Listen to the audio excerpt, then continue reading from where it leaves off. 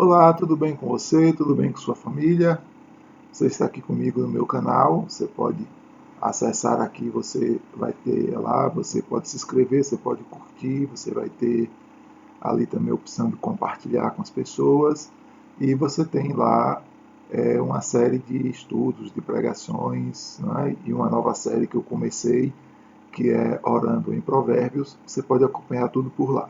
Hoje eu não vou tratar de Orando em Provérbios, hoje eu quero meditar com você num salmo muito conhecido, o salmo de número 15, que diz assim o texto: Senhor, quem habitará no teu tabernáculo?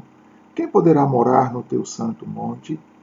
Aquele que vive com integridade, que pratica justiça e de coração fala a verdade, aquele que não difama com sua língua, não faz mal ao próximo, nem lança injúria contra o seu vizinho, aquele que aos seus olhos tem por desprezível ao que merece reprovação, mas honra os que temem o Senhor, aquele que jura e cumpre o que promete, mesmo com prejuízo próprio, aquele que não empresta o seu dinheiro com usura, nem aceita suborno contra o inocente. Quem age assim não será jamais abalado. O que a gente precisa aprender aqui no Salmos de número 15? Primeiro, a Bíblia tem algumas listas, né? A gente fala didaticamente lista, mas não são listas. Então você tem, por exemplo, aqui o Salmo de número 15, você vai ver lá no Salmo de número 24, você vai encontrar, por exemplo, o Sermão da Montanha, lá em Mateus 5, não é? Ali as bem-aventuranças, mais especificamente. Você vai encontrar, por exemplo, o fruto do Espírito, lá no texto de Gálatas. Você vai encontrar esses textos e eles, quando você lê, parece uma lista, né? Porque vão seguindo item a item. E a primeira coisa que vamos aprender aqui, não existe uma lista nesses textos. Por que eu estou falando que não existe uma lista? Porque não é assim como aqui, por exemplo, Senhor, quem habitará no teu tabernáculo e quem poderá morar no teu santo monte? Aí vem aí do verso 2 ao verso 5, começa a citar, não é, essas características. E aí o verso 2 diz assim: aquele que vive com integridade, pratica a justiça e de coração fala a verdade. Aí você pensa assim: ah, não, eu falo sempre a verdade, está lá no Salmos de número 15, então eu vou morar no céu, eu vou para o céu. Não, não é uma lista. Não é uma lista. São características e elas estão juntas numa pessoa só. Então, seria o inverso, seria assim, você lê todo esse texto aqui, e aí chega, por exemplo, aqui no verso de número aqui, número 4, por exemplo, que acho que pega muita gente aqui, diz assim: aquele que aos seus olhos tem por desprezível ao que merece reprovação. O que esse texto está ensinando, essa frase aqui está ensinando? De que quem vai morar no céu é aquela pessoa que sabe fazer justiça, que diz assim: não, você errou e você merece castigo. E não aquela pessoa que acoberta o erro. Percebe? Aí a questão aqui é que a pessoa que pode fazer todos os outros itens, mas erra nesse, o que o salmista está escrevendo e o que esse texto está ensinando é: não vai morar no céu. Então, não é uma lista do que eu posso, do que eu quero ou do que eu cumpro, e se eu estiver dentro de um dos itens, eu estou salvo. Não, não. Tanto esse texto como os outros que eu citei e alguns outros que tem na Bíblia estão descrevendo características próprias ou característica única, né? Por exemplo, lá quando fala do fruto do Espírito, você tem lá uma sequência de palavras. Então você tem lá o amor, a alegria, a longanimidade, a benignidade, mansidão, domínio próprio. Você tem ali vários itens. Então, o fruto do Espírito não é só o amor. Ah, não, eu amo, então eu tenho o fruto do Espírito. Não, você tem que ter todos. E aqui é a mesma coisa. E por que eu estou chamando a atenção para isso, né? E tanto que eu não vou nem explicar cada item desse nessa oportunidade. É chamar a sua atenção porque às vezes você vive num grande engano de que você faz uma coisinha aqui, faz uma coisinha ali, mas desmancha do outro lado, não é? Por exemplo, via de regra, as pessoas falam muito de Deus, de que temem a Deus, mas tem uma vida imoral. Pessoas falam muito de Deus e tal e vivem com ódio no coração.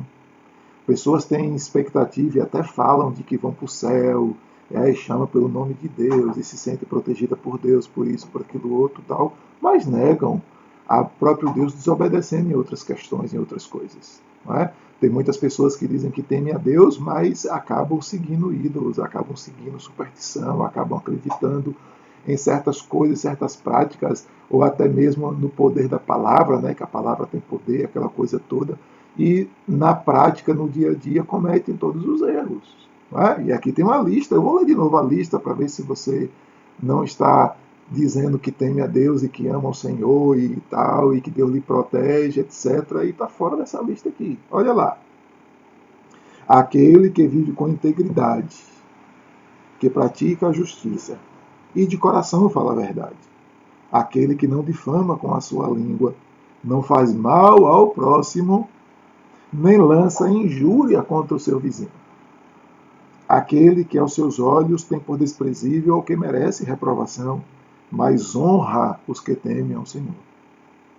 Aquele que jura e cumpre o que promete, mesmo com prejuízo próprio. Aquele que não empresta o seu dinheiro com usura, nem aceita suborno contra o inocente. São textos, né? Ou é uma lista, mas não é uma lista para cumprir um ou dois ou três, são todos eles. É? Então, se você diz que teme ao Senhor e está cheio de expectativa de que vai morar no céu, e você está fora dessa lista, você está fora de algum desses itens, eu quero só te dizer que você não vai.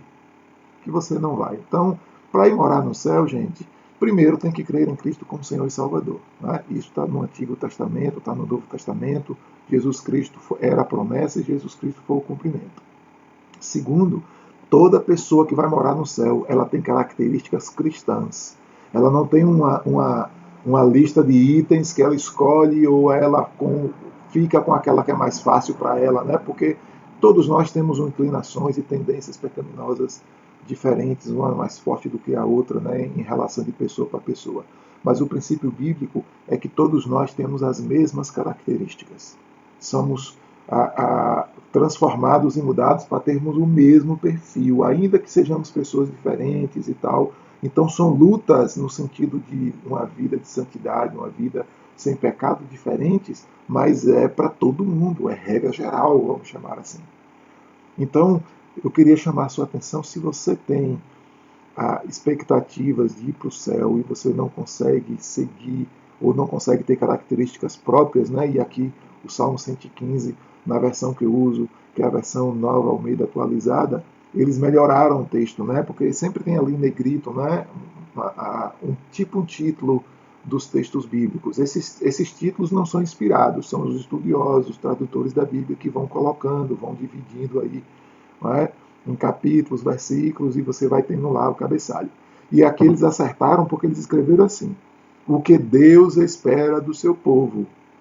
Significa que todo mundo que é povo de Deus faz tudo isso aqui. Não é um desses, dois ou três, são todos eles. Então eu quero convidar a você que pensa que pode ir para o céu só porque você acredita em algumas coisas ou faz algumas coisas, de que ir para o céu é crer em Cristo, de ir para o céu é se amoldar à vontade de Deus. Então, se você de fato vai morar no céu, leia esse texto depois com tranquilidade, não é? Porque só em outra oportunidade eu expliquei ele. Mas leia com tranquilidade e veja se você de fato tem características. Se não tiver, ore, peça a Deus que salve você, peça a Deus que transforme você, porque ser cristão é ser transformado. Não é se adaptar a uma religião, não é se adequar a um tipo de prática, não é escolher uma coisa boa para fazer. Ser cristão é ser bom como Deus é bom.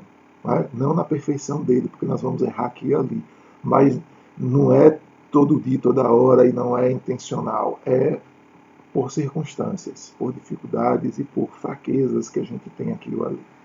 Tá? Então, aceite e se convença de que você precisa ter características próprias para cristão e não escolher o que você de fato quer para servir a Deus e se considerar ir para o céu. Vamos orar? Pai bendito, Pai bondoso, obrigado pelo teu amor. Obrigado, Deus, pela tua bondade. Obrigado porque o Senhor também tem ensino para nós. E o Senhor nos ensina nesse dia de que morar no céu não é escolher o que a gente quer fazer ou ficar com o que é mais fácil para a gente. Mas o Senhor nos ensina no Salmo de número 15, de que para habitar no céu nós temos que ter características bem específicas, bem próprias, para que de fato a gente não se engane com a nossa religiosidade, com a nossa fé que acaba sendo vã, e às vezes até tomando o teu nome em vão, achando que podemos decidir e fazer o nosso próprio caminho para o céu. Nos ajude, revele a nós e apresente a nós Cristo Jesus, nosso Senhor e Salvador. Mostre para a gente, Deus, o quanto nós precisamos crer nele e, de fato, como o poder dele transforma a nossa vida, que nos ajuda e lida com dentro de nós com teu Espírito para combater e vencer o pecado que nos domina. E cada um de nós temos um mais forte, temos dificuldades de controlar nossos impulsos pecaminosos de alguma maneira, em alguma direção. Nos ajude, Deus. Nos ajude em nome do Senhor Jesus Cristo, é a minha oração. Obrigado por estar comigo. Mais uma vez, esse é o nosso canal. Vai lá, se inscreva. Lá nós temos vários textos, né? Várias pregações. Tá? Então, aí me acompanhe, me siga pelo caminho que eu também vou te ensinando aí como a Bíblia nos apresenta a Deus e como nós podemos chegar também à salvação. Tchau e até o próximo, querendo Deus.